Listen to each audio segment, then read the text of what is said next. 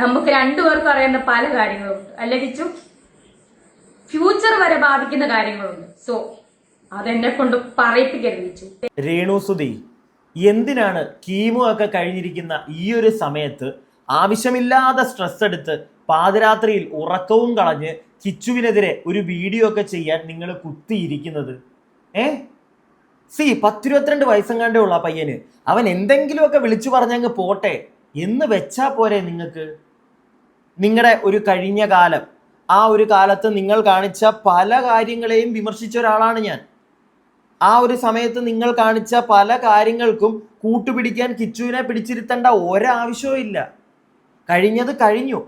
ഇപ്പോൾ നിങ്ങൾ യൂട്യൂബിൽ ഇടുന്ന വീഡിയോകൾ സ്ഥിരം കാണുന്ന ഒരു വ്യക്തിയാണ് ഞാൻ. പണ്ട് തിരിഞ്ഞേ നോക്കത്തില്ലായിരുന്നു. ഇപ്പോൾ കാണുന്നത് ഒരൊറ്റ റീസൺ കൊണ്ടാ.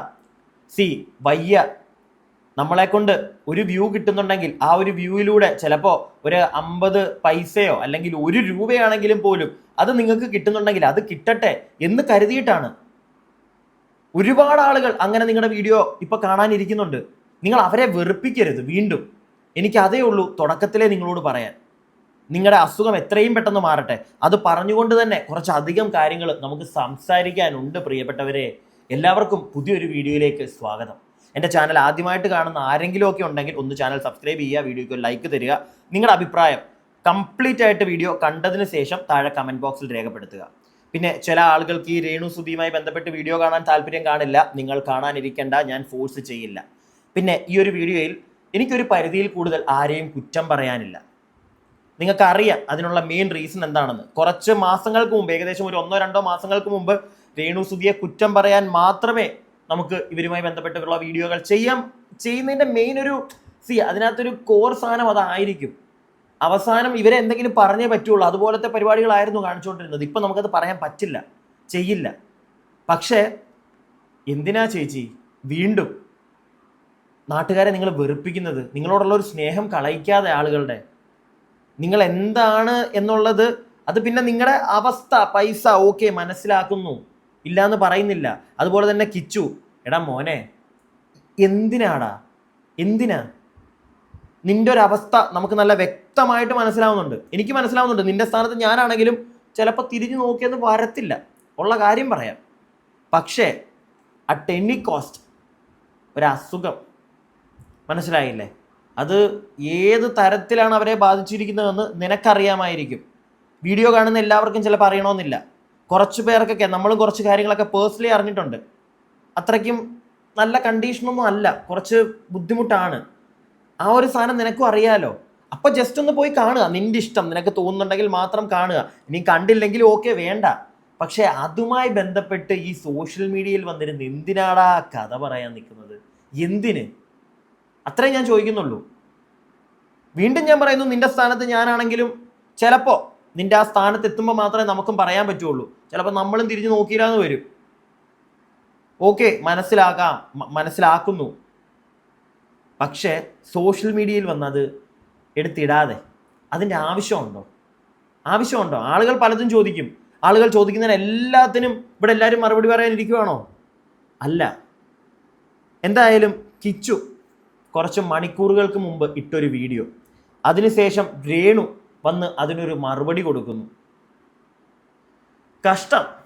കഷ്ടം. ഇതിൻ്റെയൊക്കെ തുടക്കം കഴിഞ്ഞ ദിവസം രേണു അവരുടെ ഒരു വീഡിയോ, യൂട്യൂബിലിട്ടൊരു വീഡിയോയിൽ ഇങ്ങനെ പറയുന്നുണ്ടായിരുന്നു, കിച്ചു കാണാൻ വന്നില്ല എന്നൊക്കെ, പരാതി പോലെ.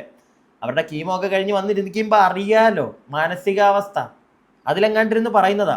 ഉടനെ കിച്ചു അതിനൊരു മറുപടി എന്ന രീതിയിൽ യൂട്യൂബിലല്ല ഇൻസ്റ്റാഗ്രാമിലാണെന്ന് തോന്നുന്നു ഒരു വീഡിയോ ഇട്ടു. നമുക്ക് അവിടുന്ന് തുടങ്ങാം. അതിനുശേഷം കിച്ചു മണിക്കൂറുകൾക്ക് മുമ്പിട്ട വീഡിയോ, രേണു കുറച്ച് മണിക്കൂറുകൾക്ക് മുമ്പിട്ട വീഡിയോ, അതിലേക്കൊക്കെ പോകാം. ഫസ്റ്റ് ഇവിടുന്ന് തുടങ്ങണം. അപ്പൊ എന്തായാലും പോവാൻ തീരുമാനിച്ചു. വിഷമമുള്ളവരുടെ വിഷമമൊക്കെ അങ്ങ് തീരട്ടെ. പോയിട്ട് വന്നിട്ട് ബാക്കിയുള്ള കാര്യങ്ങൾ ഞാൻ പറയാം. നമ്മൾ കഴിഞ്ഞ ദിവസം സംസാരിച്ചതാണ് ഇതിനെപ്പറ്റി. വിഷമമുള്ളവരുടെ വിഷമമൊക്കെ മാറട്ടെ എന്ന് പറഞ്ഞ് അതിനുവേണ്ടി മാത്രമായിട്ട് കിച്ചു പോകുന്നു എന്നാണ് ഇതിനകത്തും നമുക്ക് മനസ്സിലാക്കാൻ സാധിക്കുന്നത്. അന്നും ഞാൻ പറഞ്ഞൊരു കാര്യമാണ്, കിച്ചുവിന് താല്പര്യം ഉണ്ടെങ്കിൽ പോയാൽ മതി. കിച്ചുവിന് താല്പര്യമില്ലെങ്കിൽ കിച്ചു പോകണ്ട. അത് അവൻ്റെ പേഴ്സണൽ ഇഷ്ടമാണ്. പിന്നെ ഞാൻ ഉൾപ്പെടെ എല്ലാവരും ചോദിക്കും, ഒന്നുമില്ലെങ്കിൽ ഒരു അസുഖം അതുകൊണ്ട് മാത്രം ഒന്ന് പൊയ്ക്കൂടേടാ എന്ന് വേണമെങ്കിൽ ചോദിക്കാം. അത് ഇങ്ങനെയുള്ള കിച്ചുവിൻ്റെ ചില ഡയലോഗുകൾ കേൾക്കുമ്പോൾ, ഇല്ലെങ്കിൽ നമ്മളത് ചോദിക്കേണ്ട കാര്യമേ ഇല്ല. അവരുടെ ഫാമിലി മാറ്റർ ഇങ്ങനൊരു സാധനം സോഷ്യൽ മീഡിയയിൽ വന്ന് പറയുമ്പോൾ മാത്രം നമുക്കത് ചോദിക്കാം. വയ്യാതിരിക്കുകയല്ലേ ഒന്ന്. പക്ഷെ അതിന് കിച്ചു ഇന്ന് ഒരു റീസൺ കൊടുക്കുന്നുണ്ട്, എന്തുകൊണ്ട് ഇങ്ങനെ പറഞ്ഞു എന്നുള്ളതിനുള്ള ഒരു റീസൺ കിച്ചു കുറച്ച് മണിക്കൂറുകൾക്ക് മുമ്പ് പറയുന്നത് എൻ്റെ ശ്രദ്ധയിൽപ്പെട്ടു. നമുക്ക് അവനെ കുറ്റം പറയാൻ പറ്റത്തില്ല. അവൻ പറയുന്നത് കേക്ക്. എനിക്കെതിരെ ഒരു വീഡിയോ എന്തായാലും പോവാൻ തീരുമാനിച്ചു. വിഷമമുള്ളവരുടെ വിഷമം. ഹലോ ഗൈസ്, അങ്ങനെ വിഷമമുള്ള കാര്യമാണ്, നമ്മളെ സങ്കടപ്പുണ്ട്, വിഷമമുണ്ട്. അപ്പം അങ്ങനെ കിച്ചു അങ്ങനെ പോവാൻ തീരുമാനിച്ചിട്ടുണ്ട്. നാട്ടുകാർ പറഞ്ഞ് കമന്റ് വഴിയിൽ പറഞ്ഞു അങ്ങനെ കിച്ചു അങ്ങനെ ഒടുവിൽ പോവാൻ തീരുമാനിച്ചു. വിഷമമുള്ള ആളെല്ലാം വിഷമം മാറട്ടെ. എൻ്റെ കിച്ചു ഞാനൊരു കാര്യം ചോട്ടെ, എനിക്ക് തോന്നിയിട്ടുണ്ടെങ്കിൽ എനിക്ക് പോവാം, ഓക്കെ. അല്ലാണ്ട് ഹാറ്റേഴ്സിലും പറഞ്ഞ് ഉള്ള കമന്റ് വഴിയിലും പറഞ്ഞിട്ട് കേട്ടിട്ട് പോകേണ്ട ആവശ്യമില്ല. എനിക്ക് മനസ്സിലൊരു ഇത്തിരി സ്നേഹം ഉണ്ടെങ്കിൽ എനിക്ക് കാണാൻ പോവാം, ഓക്കെ. അല്ലാണ്ട് ബാക്കിയുള്ള ആൾക്ക് പോയിട്ട് കാണാൻ പോയിട്ട് അതിനൊരു അർത്ഥമില്ല കിച്ചു, മനസ്സിലായോ? ഒരർത്ഥം ഇല്ല.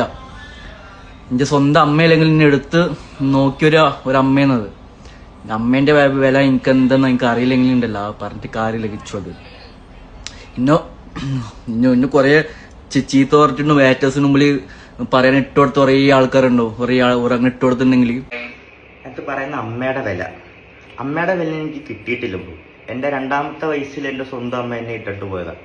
പിന്നെ അതിൻ്റെ ഇടയ്ക്ക് ഞാൻ ലൈഫ് സ്റ്റോറിയിൽ കുറേ കാര്യങ്ങളും പറഞ്ഞിട്ടുണ്ട്. പിന്നെ ഇപ്പോൾ ഉള്ള അമ്മ സാധനം ഞാൻ കാണിച്ചു തരാത്ത.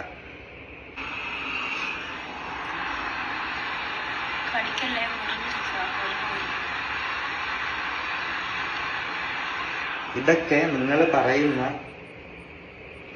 എടുത്തു വളർത്തിയ മോൻ കണ്ട സാധനങ്ങളാണിത്, മനസ്സിലായോ? അപ്പോൾ ഞാൻ ഇത് കണ്ടിട്ട് മെസ്സേജ് ഇട്ടു. ഇത് കണ്ടു കഴിഞ്ഞാൽ ഋതപ്പൻ്റെ അവസ്ഥ എന്തായിരിക്കും? ഋതപ്പൻ്റെ കൂടെ പഠിക്കുന്നവരാണെങ്കിലും ഇപ്പം മിക്ക പിള്ളേരാണെങ്കിലും പോലും സോഷ്യൽ മീഡിയ യൂസ് ചെയ്യുന്ന ആൾക്കാരാണ് കൂടുതൽ. അപ്പം അതുവരെ കാണുന്നതായിരിക്കും. അപ്പം അവനെങ്ങനെ ഫേസ് ചെയ്യും എന്നുള്ള കാര്യം ഞാൻ അമ്മയെടുത്ത് പറഞ്ഞപ്പോൾ അമ്മ എനിക്ക് തന്ന റിപ്ലൈ, ഞാൻ ചെയ്തതിൽ എനിക്ക് മോശമായിട്ടൊന്നും തോന്നുന്നില്ല, എനിക്ക് അതിൽ നിന്ന് 2.5 ലക്ഷം രൂപ 3 ലക്ഷം രൂപ കിട്ടുന്നുണ്ട്. ഞാനൊന്നും തിരിച്ച് റിപ്ലൈ എടുക്കാൻ പോയില്ല. ഞാൻ അവിടെ വെച്ചിട്ട് ക്ലോസ് ചെയ്തു ആ ചാപ്റ്റർ, മനസ്സിലായി? അപ്പം ബ്രോ പറഞ്ഞ പോലെ എനിക്കൊരു അമ്മയുടെ വില എന്താണെന്ന് മനസ്സിലായിട്ടില്ല. പക്ഷെ സ്നേഹത്തിന്റെ വില എനിക്കറിയാം. എനിക്കത് പറയണമെന്ന് തോന്നി. വീഡിയോ കണ്ടപ്പോൾ എനിക്കതൊന്നും തോന്നിയിട്ട് കേട്ടാ. പിന്നെ ഞാൻ കോട്ടയത്ത് പോയി ഞാൻ ഋതപ്പനെ കണ്ടു. ഋതപ്പന് വേണ്ടിയിട്ടുള്ള കാര്യങ്ങൾ എന്നെ കൊണ്ട് ചെയ്യാൻ പറ്റുന്ന രീതിയിൽ അവനെ ഹാപ്പി ആക്കി ഞാൻ തിരിച്ചു വന്നു. അമ്മേനെ കാണാൻ പറ്റിയില്ല. അമ്മേനെ കാണാൻ ഇപ്പം പറ്റില്ല, ആശുപത്രി എന്നുള്ള രീതിയിൽ പറഞ്ഞു. ആശുപത്രി പോയാലും കാണാൻ പറ്റത്തില്ല എന്ന് പറഞ്ഞു. എന്തായാലും അമ്മയുടെ അസുഖം എന്തായാലും മാറട്ടെ, പ്രാർത്ഥിക്കാം. അതേ എന്നെ കൊണ്ടും പറ്റത്തുള്ളൂ, നിങ്ങളെ കൊണ്ടും പറ്റത്തുള്ളൂ. അത് ഞാൻ ചെയ്യുന്നുണ്ട്. എന്തായാലും മാറട്ടെ. കടിക്കല്ലേ, മുറിഞ്ഞിരിക്കുക. കേട്ടല്ലോ അല്ലേ? അല്ലെങ്കിൽ നേരത്തെ നിങ്ങളത് കേട്ടിട്ടുണ്ടല്ലോ. രേണു ചേച്ചി, ഏതൊരു സ്വന്തം മകനാണെങ്കിൽ പോലും, അല്ലെങ്കിൽ സ്വന്തം മകനെന്നല്ല, അവൻ്റെ 2ാനമ്മയാണ് നിങ്ങൾ, വോട്ടവർ എന്തും ആയിക്കോട്ടെ, എനിക്കത് പറയാൻ തന്നെ ഒരു ബുദ്ധിമുട്ട്. ആർക്കാണെങ്കിലും ചേച്ചി ഇച്ചിരി ബുദ്ധിമുട്ടായിരിക്കും. നിങ്ങളുടെ ആ സാധനമൊക്കെ കണ്ട ആർക്കാണെങ്കിലും. അതെ, നിങ്ങൾക്ക് 2.5 ലക്ഷം രൂപ കിട്ടുന്നുണ്ട്. ആ പൈസയൊക്കെ അന്ന് കിട്ടിയോണ്ടാണ് ഇന്ന് നിങ്ങൾക്ക് ആരുടെയും ഫ്രണ്ടിൽ കൈ നീട്ടേണ്ട അവസ്ഥ വരുന്നില്ലല്ലോ, ഓക്കെ. പക്ഷേ നിങ്ങൾ ആ പറഞ്ഞ നിങ്ങളുടെ ഈ സബ്സ്ക്രിപ്ഷൻ പരിപാടിയിൽ അന്ന് കാണിച്ച് നടന്ന പല കാര്യങ്ങൾ അന്ന് ഞാൻ പോലും പറഞ്ഞിട്ടുണ്ട്. രേണു, കിച്ചുവോ ഋതപ്പനോ അവരുടെ കൂട്ടുകാർ ഇതൊക്കെ കാണുമ്പോഴത്തേക്ക് അവരെ നാളെ കളിയാക്കുമ്പോൾ അവർക്ക് ചിലപ്പോൾ അത് സഹിക്കാൻ പറ്റിയെന്ന് വരില്ല. ഇവിടെ കിച്ചുവിൻ്റെ കേസിൽ അതാ സംഗതി. ഋതപ്പൻ്റെ കാര്യം കിച്ചു ചൂണ്ടിക്കാണിക്കുന്നുണ്ടെങ്കിലും ഉറപ്പായിട്ടും കിച്ചുവിൻ്റെ സുഹൃത്തുക്കളാണെങ്കിലും കാണിച്ചിട്ട് ചോദിക്കും, എന്തുവാടാ ഈ കാണിക്കുന്നതെന്ന് ഉറപ്പായിട്ടും ചോദിച്ചിട്ടുണ്ടായിരിക്കും. അത് കണ്ട കിച്ചുവിന് ഒരിക്കലും ക്ഷമിക്കാൻ പറ്റിയെന്ന് വരില്ല രേണുസുതി. അത് നിങ്ങൾ മനസ്സിലാക്കണം. രേണുസുതിയെ സപ്പോർട്ട് ചെയ്യുന്ന ആളുകൾ കൂടി അതൊന്ന് മനസ്സിലാക്കുക. അത് മനസ്സിലാക്കിക്കൊണ്ട് തന്നെ നമ്മളിനി അവരെ സപ്പോർട്ട് ചെയ്യുക. കാരണം അവർക്കിപ്പോൾ എല്ലാവരുടെയും സപ്പോർട്ട് ആവശ്യമാണ്. അത് കൊടുക്കുക. പിടികിട്ടിയില്ലേ? എന്ന് വെച്ചിട്ട് പഴയ കാലത്തെ കാര്യങ്ങളോ ഒന്നും മറക്കണ്ട. അതൊക്കെ വെച്ചേക്കുക, ഒന്ന് മനസ്സിൽ വെച്ചാൽ മതി. കിച്ചുവിൻ്റെ മനസ്സിൽ ആ സാധനം നമുക്ക് ചിലപ്പോൾ അതിങ്ങനെ മനസ്സിൽ വെച്ചിട്ടും അവരോട് വയ്യാഴികയാണ്, ഓക്കെ, നമ്മൾ കാരണം എന്തെങ്കിലും ഒരു ഗുണം ഉണ്ടാവട്ടെ എന്നും പറഞ്ഞ് നമുക്ക് പോകാം. പക്ഷെ കിച്ചുവിന് ചിലപ്പോൾ അത് ചെയ്യാൻ പറ്റണമെന്നില്ല. മനസ്സിലായില്ലേ? അതിന് അവനെ കുറ്റം പറയാൻ പറ്റില്ല. കേട്ടല്ലോ വ്യക്തമായിട്ട്. പിന്നെ അവൻ രേണുവിന് അയച്ച ചാറ്റ്, ഞാൻ ആ ചാറ്റ് വേണമെങ്കിൽ ഒന്ന് ജസ്റ്റ്, നിങ്ങൾ കണ്ടു കാണത്തില്ല, ചില പെട്ടെന്ന് ഇങ്ങനെ പോയതുകൊണ്ട് ജസ്റ്റ് ഞാനൊന്ന് വായിച്ചു തരാം. എന്നിട്ട് നമുക്ക് രേണുവിലേക്ക് പോവാം. രേണുവിൻ്റെ ഒരു വീഡിയോ വന്നിട്ടുണ്ട്. അപ്പോൾ ഇതാണ് ആ ഒരു മെസ്സേജ് കിച്ചു അയച്ചത്. കിച്ചു ഈ രേണുസുതി എന്ന് തന്നെയാണല്ലേ സേവ് ചെയ്തിരിക്കുന്നത് നേരത്തോട്ടെ? ഓക്കെ, നിങ്ങളുടെ ഇഷ്ടം. ഹലോ, ഞാനൊരു കാര്യം പറയാനാണ് മെസ്സേജ് ഇട്ടെ. ഞാൻ ഇതുവരെ ഒന്നും പറഞ്ഞിട്ടില്ല. ഇന്നലെ ഒരു വീഡിയോ കണ്ടിട്ട് എനിക്ക് ഉറങ്ങാൻ പോലും പറ്റിയിട്ടില്ല. ബിഗ് ബോസ് പോലെയുള്ള വലിയ TV ഷോയിൽ ഇറങ്ങിയ ഒരു ആൾ എങ്ങനെയൊക്കെ ആണോ കാണിക്കേണ്ടത് അത്ര ഷോസും പ്രൊമോഷൻസും ഒക്കെ കിട്ടുന്നുണ്ട്. ജീവിക്കാൻ വേണ്ടി അങ്ങനെ ജീവിച്ചൂടെ? ഫെയിം ആയിട്ട് നിൽക്കുവല്ലേ, ഇങ്ങനെയൊക്കെ കാണിക്കണോ? ഋതപ്പനെ ഓർത്തെങ്കിലും ഇതൊക്കെ നിർത്തോ? അല്ലാതെ എങ്ങനെയൊക്കെ ജീവിക്കാം? ഫെയിം ഉള്ളതല്ലേ, ഇങ്ങനെയൊക്കെ കാണിക്കാതെ ഇരിക്കെ. അത്രയ്ക്ക് വിഷമം വന്നിട്ടാ പറയുന്നത്. ഇതുവരെ ഞാൻ എന്തേലും പറഞ്ഞിട്ടുണ്ടോ? പ്ലീസ്. ഋതപ്പനും ഇതൊക്കെ അഫക്റ്റ് ചെയ്യൂലേ? അവന് ഈ ഫോണൊക്കെ യൂസ് ചെയ്യുന്ന അല്ലേ? അവൻ്റെ ഫ്രണ്ട്സൊക്കെ അങ്ങനെ എടുക്കും, അറിയില്ലല്ലോ. അതൊക്കെ ഒന്ന് മനസ്സിലാക്ക്. ഉടനെ രേണു റിപ്ലൈ ചെയ്യുന്നുണ്ട്, അത് ഞാൻ ലൈവാണ് പോയത്, എൻ്റെ ലിപ്പൊട്ടിയിരിക്കുന്ന കാര്യമാണ് സംസാരിച്ചത്, അല്ലാതെ വൃത്തികേടായി ഞാൻ ഒന്നും സംസാരിച്ചിട്ടില്ല. എനിക്ക് അതിനെപ്പറ്റി വീണ്ടും സംസാരിക്കാൻ താല്പര്യമില്ല. നമ്മളെല്ലാവരും കേട്ട് കഴിഞ്ഞതാണ്. ഇതാ ഇപ്പം കിച്ചുവിൻ്റെ ആ വീഡിയോ, ഇപ്പം ഈ കാണിച്ച റീസൺ വീഡിയോയിൽ പോലും നമുക്കത് വ്യക്തമായിട്ട് കേൾക്കാൻ പറ്റുന്നുണ്ട്. കടിക്കല്ലേ മുറിഞ്ഞിരിക്കുക, ഈ കടിക്കല്ലേ എന്നൊക്കെ വോട്ടവർ ലീവ് ഇറ്റ്. ഞാൻ അതിനകത്തോട്ട് പോകുന്നില്ല, പഴങ്കഥ അത് പോട്ടെ. പക്ഷേ കിച്ചുവിന് കല്ലെറിയാൻ അങ്ങോട്ടൊരു പരിധിയിൽ കൂടുതൽ പോകണ്ട. അതുപോലെ തന്നെ കിച്ചു ആണെങ്കിലും വന്നിട്ട് ജനങ്ങൾക്ക് വേണ്ടി, നിങ്ങൾക്ക് വേണ്ടി, വിഷമമുള്ളവർക്ക് വേണ്ടി ഞാൻ പോകുന്നു, അങ്ങനത്തെ സാധനങ്ങളും അടിക്കണ്ട. കിച്ചുവിന് പോകാൻ താല്പര്യമില്ലേ, പോകണ്ട, അത്രേ ഉള്ളൂ. നാട്ടുകാർക്ക് വേണ്ടിയിട്ട് കിച്ചു ചെയ്യണ്ട, മനസ്സിലായില്ലേ? അതുപോലെ തന്നെ ഈ ഒരു വിഷയത്തിൽ കിച്ചുവിനെയും നമുക്കൊരു പരിധിയിൽ കൂടുതൽ, വീണ്ടും ഞാൻ പറയുന്നു, നടക്കുന്ന കാര്യമല്ല. രേണു എന്തായാലും കിച്ചുവിൻ്റെ ഈ വീഡിയോ വന്നതിന് ശേഷം കുറച്ച് കഥകൾ വന്നിരുന്ന് പറയുന്നുണ്ട്. ഞാനത് ആ തുടക്കത്തിലേ പറഞ്ഞു, എൻ്റെ പൊന്നാര രേണു, എന്തിനാണ് ഈ സ്ട്രെസ് എടുക്കുന്നത്? രാത്രിയിലാണ് ഈ വീഡിയോ വന്നത്, എന്തിനാണ് ഈ കുത്തിയിരുന്ന് രാത്രിയിൽ ഈ വീഡിയോ ഒക്കെ ചെയ്യാൻ നിൽക്കുന്നത്? നമ്മൾ രാത്രിയിലാണ് ഈ വീഡിയോ ചെയ്യുന്നത്, കാരണം നമുക്ക് പ്രത്യേകിച്ച് വലിയ കുഴപ്പമൊന്നുമില്ല. പക്ഷേ രേണുവിൻ്റെ ഇപ്പോഴത്തെ അവസ്ഥ അങ്ങനെ അല്ല. നല്ല റെസ്റ്റ് എടുക്കണം, സ്ട്രെസ് എടുക്കാൻ പാടില്ല. എന്തിന്? അവനോട് തിരിച്ചൊരു റിപ്ലൈ രാത്രിയിൽ തന്നെ കൊടുത്തിട്ട് എന്ത് കിട്ടാനാ രേണുവിന്? ജനങ്ങളെ ബോധിപ്പിക്കാനോ? കാര്യമില്ല. ഇപ്പം രേണുവിനോട് ജനങ്ങൾക്കൊരു സ്നേഹമുണ്ടെങ്കിൽ അതൊരു സഹതാപത്തിൻ്റെ പുറത്തുള്ള സ്നേഹമാണ്. ഭൂരിഭാഗം ആളുകൾക്കും പിടികിട്ടിയില്ലേ? സഹതാപത്തിൻ്റെ പുറത്തുള്ള സ്നേഹമാണ്. അതുകൂടെ ഇല്ലാതെ ആക്കാതെ രേണു പറയുന്ന കുറച്ച് കാര്യങ്ങളുണ്ട്, നിങ്ങൾ അതൊന്ന് കേൾക്ക്, എന്നിട്ട് ഞാൻ ബാക്കി സംസാരിക്കാം. നിങ്ങൾ ചാറ്റ് കാണും. കിച്ചു സൺ ഫുള്ള് കാണാവോ ചാറ്റ്? ഇതാണ്ട് എൻ്റെ ചാറ്റ് കാണിച്ചുകൊണ്ടാണ് ഞാനിത് പുറത്ത് വിട്ടത് കേട്ടോ, അല്ലെങ്കിൽ ഞാൻ ഒരിക്കലും വിടത്തില്ലായിരുന്നു മോനെ. വേണ്ടേ കിച്ചു ഞാൻ തമ്മിലുള്ള ചാറ്റാണ്, സബ്സ്ക്രിപ്ഷൻ്റെ കാര്യമാണേ. അപ്പം എൻ്റെ കുഞ്ഞു മോനെ കിച്ചു, നീ സമ്മതിച്ചുകൊണ്ടാണ് അമ്മ ഇത് ചെയ്തത്. പിന്നെ മോൻ ഗുഡെന്ന് പറഞ്ഞുകൊണ്ടാണ്. മോൻ അന്ന് എന്നോട് പറയായിരുന്നേ, അമ്മേ അത് വേണ്ട കേട്ടോ എന്ന് പറയാൻ അമ്മ ഇത് ചെയ്യത്തില്ലായിരുന്നു മോനെ. മോൻ ഗുഡ് നന്നായെന്ന് പറഞ്ഞുകൊണ്ട് മാത്രമാണ് ഞാനത് ചെയ്തത്. തുടങ്ങി അന്നാണെന്ന് നിങ്ങൾ ഓർത്തോണം. എൻ്റെ തുടങ്ങി അന്ന് 500 സബ് കഴിഞ്ഞു കേട്ടോ. അപ്പൊ കിച്ചു എന്താ എന്നോട് പറഞ്ഞ മറുപടി?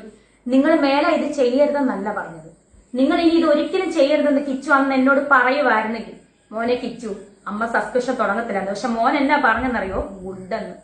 അതിനുശേഷം ഞാൻ പറഞ്ഞ 600 കഴിഞ്ഞു, 180 രൂപയാണ്. അപ്പൊ കിച്ചു പറയാ 150. നിങ്ങൾ കണ്ടോ? എന്നെ വെറുതെ വിട് കിച്ചു, എന്നെ വെറുതെ വിട്. പിന്നെ നമുക്ക് രണ്ടുപേർക്കും അറിയുന്ന പല കാര്യങ്ങളുണ്ട് അല്ലെ കിച്ചു? ഫ്യൂച്ചർ വരെ ബാധിക്കുന്ന കാര്യങ്ങളുണ്ട്. സോ അതെന്നെ കൊണ്ട് പറയിപ്പിക്കരുത് കിച്ചു. എന്റെ കുഞ്ഞ് നിന്നെ ചേട്ടനായിട്ട് കണ്ടുപോയി, ഇനി എന്നെ കൊണ്ടൊന്നും പറയിപ്പിക്കരുത് കിച്ചു. ഞാൻ ക്യാൻസർ വന്ന് ഇനി ഞാൻ മരിച്ചാൽ പോലും എനിക്ക് നീ ഒന്നും ചെയ്യണ്ട. എന്റെ ഋതപ്പൻ, എന്റെ കുഞ്ഞ്, ഞാൻ പ്രസവിച്ച എന്റെ ഒരേ ഒരു കുഞ്ഞ്. ഓക്കെ, ഞാൻ കേൾപ്പിക്കാം. എൻ്റെ വീഡിയോ സ്ഥിരമായിട്ട് കാണുന്നവർക്കറിയാം, ഞാനും ഇതിന് മുമ്പത്തെ വീഡിയോയിലൊക്കെ പറഞ്ഞൊരു കാര്യമുണ്ട്. കിച്ചു, നിനക്കും രേണുവിനും മാത്രം അറിയാവുന്ന ഒരുപാട് കാര്യങ്ങളുണ്ട്. നിന്നെ സപ്പോർട്ട് ചെയ്യാനും ഇപ്പം തലയിലെടുത്ത് വെക്കാനും കംപ്ലീറ്റ്ലി നിൽക്കുന്ന കുറേ ആളുകളുണ്ട്. അവർക്ക് പോലും അറിയാത്ത കുറേ കാര്യങ്ങളുണ്ട്. അവരെല്ലാവരും നാളെ ആ കാര്യങ്ങൾ അറിഞ്ഞാൽ ഉറപ്പായിട്ടും കിച്ചു ഇപ്പോൾ ഈ എടുത്തുകൊണ്ട് നടക്കുന്നതൊക്കെ അങ്ങ് മാറും. കല്ല് നല്ല ഒന്നാന്തരം പാറക്കല്ലെടുത്ത് നിന്നെ എറിയാവുന്ന കാര്യങ്ങൾ ഉണ്ട്. കേട്ടതാണ്, നമ്മുടെ പ്രൂഫൊന്നുമില്ല. പ്രൂഫൊക്കെ രേണുവിൻ്റെ ഉണ്ടെന്നൊക്കെ വേണ്ട, ലീവ് ഇറ്റ്. ഞാൻ അതിനെപ്പറ്റി ഒന്നും സംസാരിക്കുന്നില്ല. അങ്ങനെയുള്ള പലതും കേട്ടു, മാറ്റിവെക്കാം, അതിലേക്കൊന്നും പോകണ്ട. പക്ഷെ രേണു, നിങ്ങളോടൊരു ചോദ്യം. സബ്സ്ക്രിപ്ഷൻ തുടങ്ങിക്കോ എന്ന് കിച്ചു പറഞ്ഞു, അതിലെന്താ തെറ്റിരിക്കുന്നത്? അവൻ സബ്സ്ക്രിപ്ഷൻ തുടങ്ങാനല്ലേ പറഞ്ഞുള്ളൂ.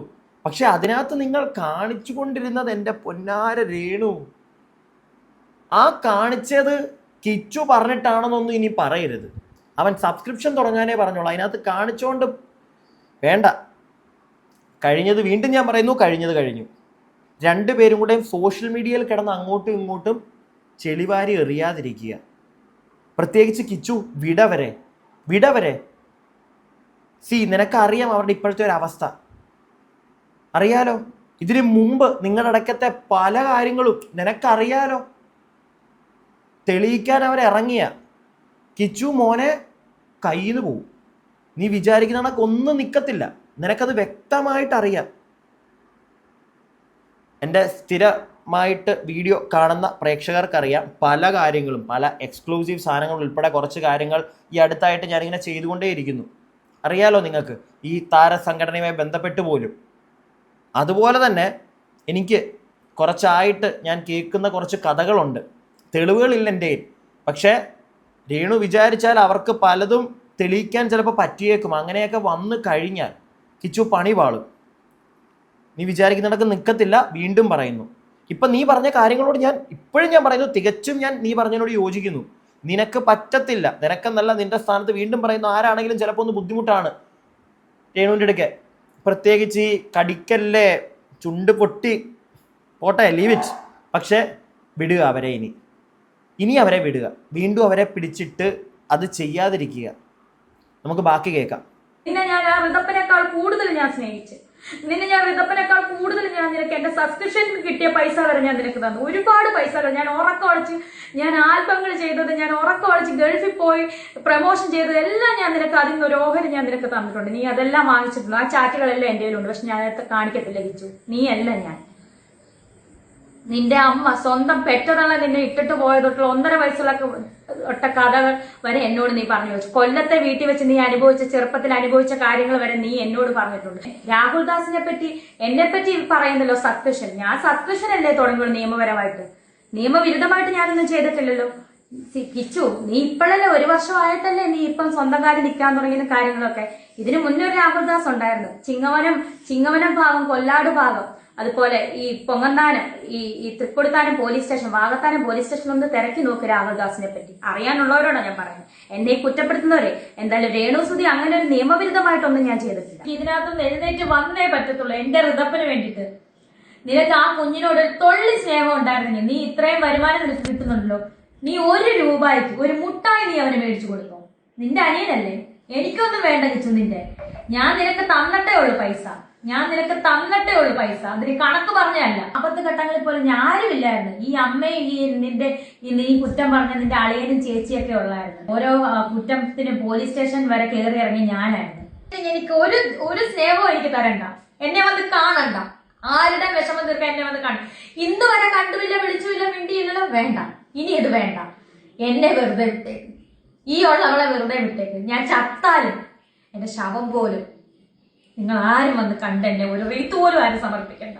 എന്നെ വെറുതെ വിട്ടേക്ക്. എന്റെ കൊച്ചിന് വേണ്ടിട്ട് എന്നെ വെറുതെ വിട്ടേക്ക്. ഹലോ, നമസ്കാരം. Welcome back to my YouTube channel.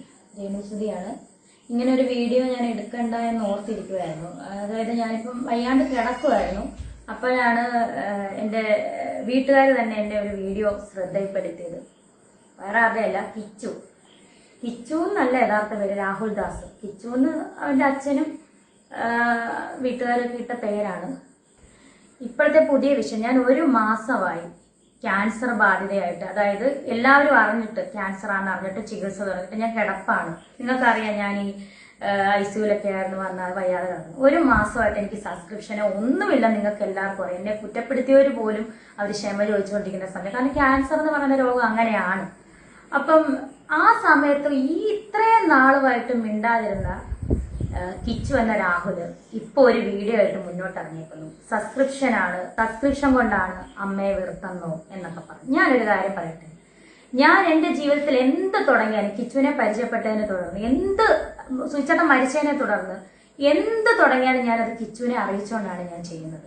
തെളിവുണ്ട് എൻ്റെ കയ്യിൽ, ഞാൻ നിങ്ങളെ കാണിക്കാം. കിച്ചു എന്തായാലും എൻ്റെ ചാറ്റ് പുറത്ത് വിട്ടല്ലോ. അപ്പൊ പിന്നെ എനിക്കും പറയണമല്ലോ, പറയേണ്ട കാര്യങ്ങൾ എനിക്കും പറയണം.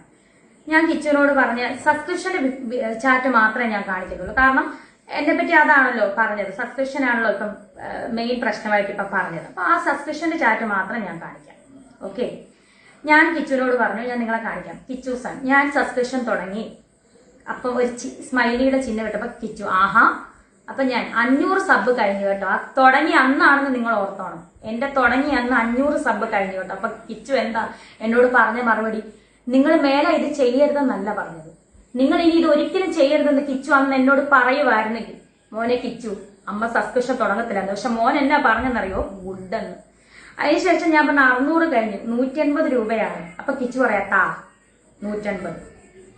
നിങ്ങൾ കണ്ടോ, നിങ്ങൾ കണ്ടോ ചാറ്റ് കണ്ടോ, നിങ്ങൾ ചാറ്റ് കാണും. ദേ കിച്ചു സൺ ഫുള്ള് കാണാവോ ചാറ്റ്? ഇതാണ്ട് എന്റെ ചാറ്റ് കാണിച്ചുകൊണ്ടാണ് ഞാനിത് പുറത്ത് വിട്ടത് കേട്ടോ, അല്ലെങ്കിൽ ഞാൻ ഒരിക്കലും വിടത്തില്ലായിരുന്നു മോനെ. വേണ്ടേ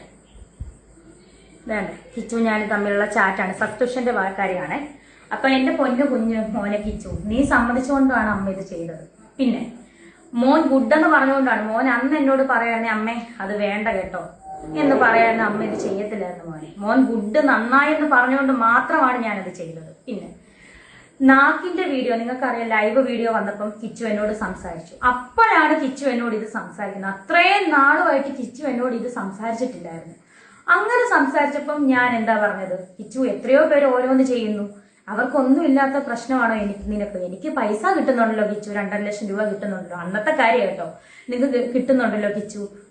അതാണ് ഞാൻ ആ പറഞ്ഞ കാര്യം. അത് കിച്ചു പുറത്തു വിടേണ്ട കാര്യം ഉണ്ടായിരുന്നു. അതുകൊണ്ടല്ലേ അമ്മ ഈ ചാറ്റ് പുറത്തു വിട്ടത്. പിന്നെ കിച്ചു മോനെ, നിങ്ങൾ എന്നെ പറ്റി കുറ്റം പറയേണ്ട ഇനിയിപ്പോ ഒരുപാട് വ്ളോഗേഴ്സ്, പിന്നെ കിച്ചുവിനെ ഇപ്പം നിയന്ത്രിക്കുന്ന ഒരു സ്ത്രീ ഉണ്ടെന്ന് എനിക്കറിയാം. അവർക്കൊന്നും അറിയത്തില്ല.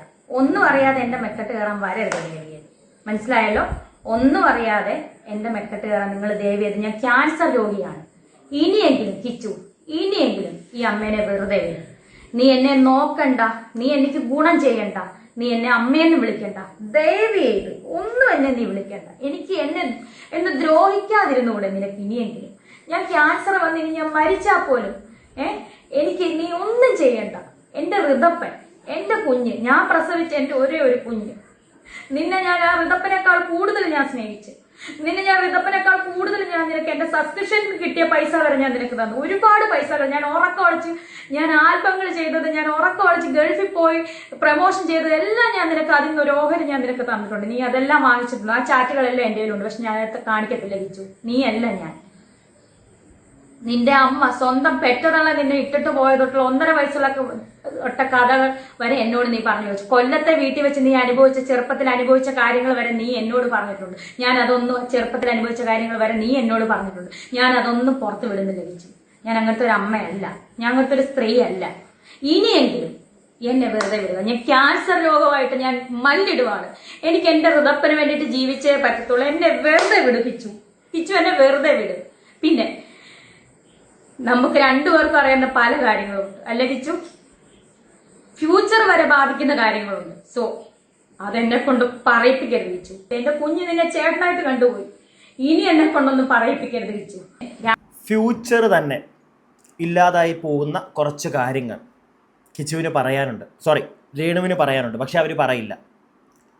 ഋതപ്പൻ കിച്ചുവിനെ സ്വന്തം ചേട്ടനായി കണ്ടുപോയി. കൂടുതലൊന്നും ഞാൻ വിശദീകരിക്കുന്നില്ല. അറിയാം, കേട്ടിട്ടുണ്ട്. കിച്ചു കാണുന്നുണ്ടെങ്കിൽ കേട്ടിട്ടുണ്ടാ മോനെ, കേട്ടോ എന്താണ് സംഭവിച്ചിട്ടുള്ളത് എന്നുള്ള കാര്യം.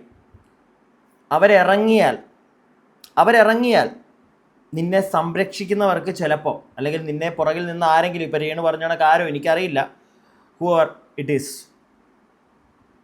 ആര് നിന്നെ ഇറക്കി വിട്ടാലും, ആരൊക്കെ പുറകിൽ നിന്നാലും തീർന്നു പോകാൻ പറ്റുന്ന സാധനം ഉണ്ട്. അവരെന്തെങ്കിലും അത് പുറത്തിറക്കിയാൽ പുന്നാര മോനെ കിച്ചു പണി പാളിപ്പോവും. ആയിക്കോട്ടെ, നിങ്ങളുടെ കുടുംബകാര്യം അവരിറക്കോ ഇറക്കാതിരിക്കോ, നീ പെടുവോ പെടാതിരിക്കോ, വോട്ടവർ.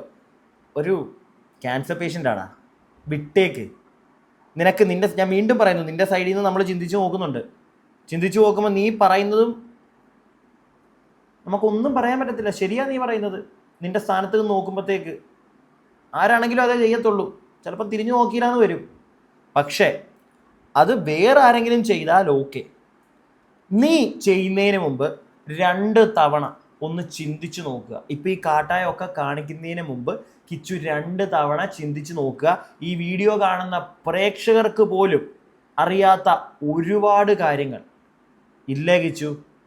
ഇല്ലേ? അത് പുറത്തു വന്നാൽ 10-22 വയസ്സായില്ലേ, അത് പുറത്തു വരില്ല എന്നാരെങ്കിലും പറഞ്ഞോ? അല്ലെങ്കിൽ അതൊരിക്കലും തെളിയിക്കാൻ പറ്റില്ല എന്നാരെങ്കിലും പറഞ്ഞോ? ചെറിയ അലിഗേഷനൊന്നും ആയിരിക്കത്തില്ല അതൊക്കെ. കേരളം ഞെട്ടും, കത്തം നിന്ന് ഇല്ലേ? മിണ്ടുന്നില്ല, മിണ്ടാതിരിക്കുക. നമ്മുടെ കയ്യിൽ തെളിവില്ലേ, അതുകൊണ്ട് ഒന്നും പറയുന്നില്ല. നമുക്ക് ബാക്കി കുറച്ചും കൂടെ കേൾക്കാം. എന്ന് വെച്ചിട്ട് രേണു ചേച്ചിയെ കംപ്ലീറ്റ് ആയിട്ട് അങ്ങോട്ട് സപ്പോർട്ട് ചെയ്ത് തലയിലെടുത്ത് വെക്കാന്ന് ആരും വിചാരിക്കണ്ട. അതിനും പറ്റത്തില്ല.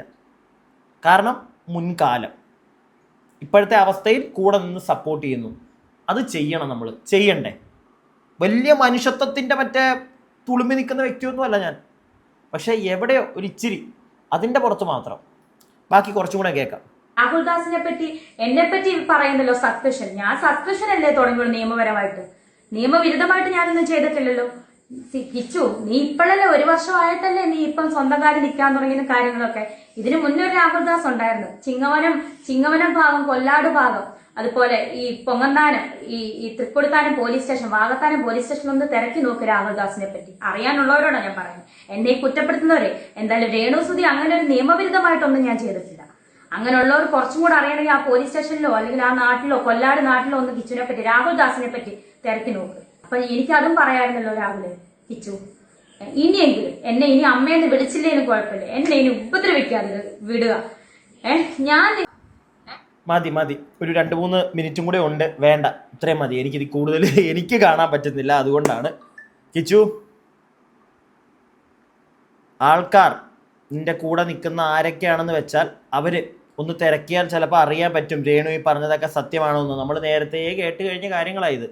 കിച്ചു തന്നെ ചില കാര്യങ്ങൾ അക്സെപ്റ്റ് ചെയ്ത് നമ്മളോടൊക്കെ പറഞ്ഞിട്ടുമുണ്ട്. പക്ഷെ ആ പറഞ്ഞതിൻ്റെയൊക്കെ ഉപരി വേറെ വലിയ കാര്യങ്ങൾ തിരക്കിപ്പോയാൽ കിട്ടത്തില്ല കിച്ചു. ഞാൻ പോകുന്നൊന്നുമില്ല, നമുക്കതിൻ്റെ ആവശ്യവും ഇല്ല. നിങ്ങളുടെ ഫാമിലി, കിച്ചു, രേണു സോഷ്യൽ മീഡിയയിൽ വന്ന് വയ്യാത്ത ആ സ്ത്രീയെ വീണ്ടും ഇല്ലാതാക്കാൻ കൊടുക്കാതിരിക്കും, കുറച്ച് പേർക്കെങ്കിലും. മനസ്സിലായില്ല? അത്ര എനിക്ക് കിച്ചുവിനോട് പറയാനുള്ളൂ. വിട്ടുകളാ പോട്ടെ. നിന്റെ മാനസിക ഒരു ബുദ്ധിമുട്ട് മനസ്സിലാക്കാൻ കിച്ചു. അല്ലെങ്കിൽ നീ ചിലപ്പോൾ തിങ്ക് ചെയ്യുന്നുണ്ടായിരിക്കും ഋതപ്പനും നാണക്കേടാണല്ലോ എന്ന് നീ തിങ്ക് ചെയ്താൽ അതിനകത്ത് നിന്നെ കുറ്റം പറയാനില്ല. പക്ഷെ വേണ്ട, വിട്ടുകളാ. പോയി കുറച്ച് നാൾ മുമ്പ് ഇവർ ഈ സാധനം ചെയ്ത സമയത്തൊക്കെ ആണെങ്കിൽ നീ ഈ ഒരു പരിപാടിക്കൊക്കെ നീ റിയാക്ട് ചെയ്തായിരുന്നു, ഈ കൂടെ നിന്നേനെ, തംസടിച്ച് കൂടെ നിന്നേനെ മോനെ, ഞാനൊക്കെ ഉറപ്പായിട്ട് നിന്നേനെ. പക്ഷെ ഇപ്പൊ വേണ്ട, വിട്ടുകള. ഞാൻ എൻ്റെ അഭിപ്രായം പറഞ്ഞു. പ്രിയപ്പെട്ടവരെ, നിങ്ങളുടെ അഭിപ്രായങ്ങൾ താഴെ കമന്റ് ബോക്സിൽ. അടുത്ത വീഡിയോ ആയിട്ട് എത്രയും പെട്ടെന്ന് നമുക്ക് കാണാം. അടുത്ത വീഡിയോ ആയിട്ട് കാണുന്നവരേക്കും stay tuned and stay wear.